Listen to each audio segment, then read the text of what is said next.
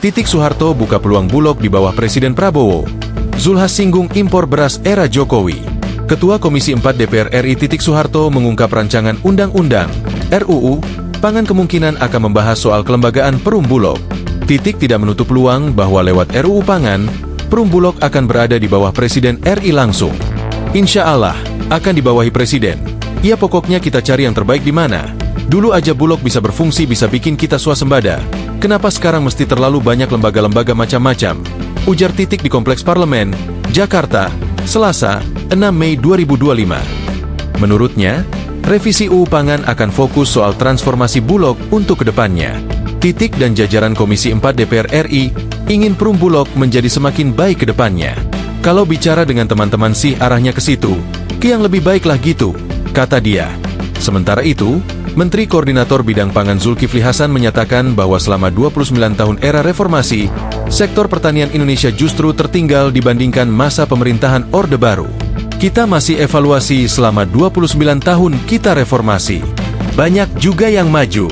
Saya tidak bicara yang majunya, tetapi hampir 29 tahun kita hari-hari kita bicara mengenai perdebatan soal demokrasi, pertanian kita mulai ketinggalan, kata Zulkifli dalam sambutannya saat peluncuran percepatan musyawarah desa khusus pembentukan koperasi Desa Merah Putih bersama Kepala Desa se-Jawa Tengah di Holy Stadium, Kota Semarang, Selasa, 6 Mei 2025. Menurut Zulhas, pada masa Orde Baru Indonesia telah mencapai swasembada pangan.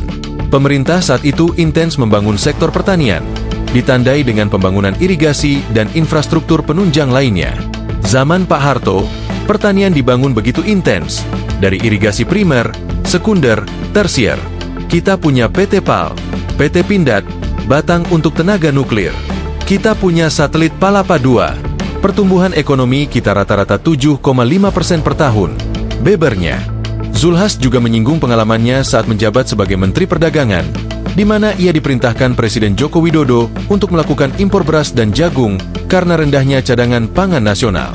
Atas perintah rapat yang dipimpin Bapak Presiden pada waktu itu, kita impor beras tahun lalu 3,6 juta. Kita impor jagung tahun lalu 2,8 juta. Oleh karena itu, program utama Bapak Presiden, Prabowo, adalah ketahanan pangan, tuturnya. Meski demikian, ia menyebut bahwa menurut laporan Menteri Pertanian, stok beras nasional saat ini mencapai 3,5 juta ton yang cukup hingga tahun depan. Presiden Prabowo pun memerintahkan Bulog menyerap gabah petani lokal dengan harga Rp6.500 per kilogram serta memangkas distribusi pupuk langsung dari pabrik ke petani.